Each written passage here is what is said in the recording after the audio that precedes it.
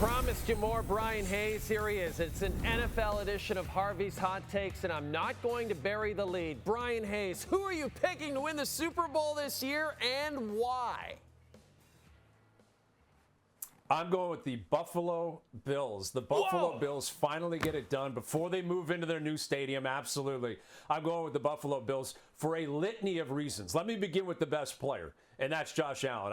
I'm of the belief if you're this good, and he seems to master the position that much more every single year, at some point you break through. At some point, the other 52 guys on the roster, the coaching staff, management, ownership, put you in a position where you're going to win a Super Bowl. And I believe Josh Allen will win a Super Bowl in his career. I believe he will win it as a Buffalo Bill, and I'm saying I think he does it this year. It also sets up beautifully because of the continuity within the organization. They built a great culture down in Buffalo since Brandon Beane showed up, their GM, Sean McDermott, their head coach. A lot of familiarity on the offense. Again, they're not stacked with weapons, but it's got a Tom Brady in New England vibe to it where it doesn't have to be superstars around him. Josh Allen just has to trust his offensive line, trust he's got a run game, which he does, and trust he's got guys that will catch the ball when he gets it to him because he is so good, albeit he plays clearly differently than Tom Brady.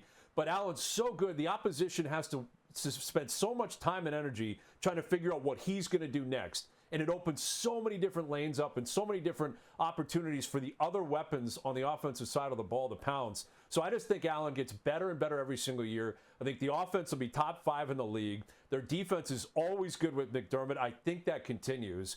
And lastly, it sets up really well in terms of their avenue to get into the playoffs and how it will set up come playoff time because they're in a weak division. I think they moonwalk to the AFC East. I think they cruise to the AFC East with 12 or 13 wins. You look at their strength of schedule, one of the easier schedules in the league, even outside of their competition in the AFC East. So what it sets up to for me, Jay, is them with the number 1 seed in the AFC. That means they get a bye in the wild card, and everyone's got to go through Buffalo. I think that sets up beautifully for them and what they've been building towards. They've had all this scar tissue. They've had all these learning lessons. I think Kansas City takes a step back this year. I'm not even convinced Kansas City will play Buffalo in the playoffs this year. And if that's out of the way, it is right in front of them to take full advantage. So I'm on the Buffalo Bills to win the Super Bowl. I could go on for hours as to why I think it's going to happen, and I cannot wait to see it play out. And yet, as we can see by that Green Bay Packers helmet on your shelf there, we know you are a diehard Packers fan, and your team made an absolute blockbuster deal last week. One of the best players in the NFL is now playing for the green and gold, Micah Parsons. It appears like they're all in a very stacked NFC North division. But my question for you, Bryan, is who in Green Bay is under the most pressure to deliver right now? You'd think it would be Micah Parsons, with the acquisition of him and all the money they gave him, the highest, non-quarterback, highest paid non-quarterback in the league. You might say Matt LaFleur, right? A guy who needs to follow in the footsteps of McCarthy and Holmgren and actually, win a Super Bowl like his predecessors did. But I think it's Jordan Love. This is a quarterback's league. So, yes, Micah Parsons making a lot of money, Jay. You know who's making more? Jordan Love.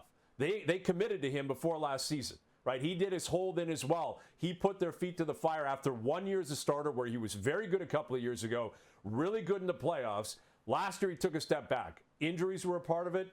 The weapons weren't great around him. He's got Matthew Golden this year, the first-round pick out of Texas, who's been great in camp. I think he's going to be their number 1 wideout. He's got Josh Jacobs for year 2 as his running back. He's got a really good offensive line, really good tight ends. So for me, it comes down to Jordan Love because what the Packers have done here picking up Parsons is they're putting their chips in the middle. They've been the youngest team in the league last 2 years, and they're saying, we're not buying that anymore. That was all about experience. Now it's time to pounce. When you give up multiple picks, a veteran like Kenny Clark, you go out there and get Parsons and team him up with a front 7 that's really strong. I believe Green Bay thinks they can have a top 5 defense this year. If the defense pulls their weight, it's on the quarterback to put them over the top. That's modern football. That's the modern NFL. Kansas City's had a great defense the last few years. Who put them over the top when need be? It had to be Patrick Mahomes. Right? No one looked at Spags. No one looked at Chris Jones. No one looked at McDuffie and said, you guys are the reason we're going to win a Super Bowl. It was always number 15. It was always Mahomes in Kansas City. Last year, the same thing with Philly. The Eagles' defense was stacked, They were so good. They were phenomenal down the stretch, phenomenal in the playoffs. Who won the MVP in the Super Bowl? Jalen Hurts. Hurts had to do it. Hurts had to put him over the top. So you can stack the defense. You can have a great coaching staff. You can have weapons around you. In 2025, probably historically, this has always been true in the NFL, football period, it comes back to the quarterback. And the Green Bay Packers are saying, we're in. We believe we can win.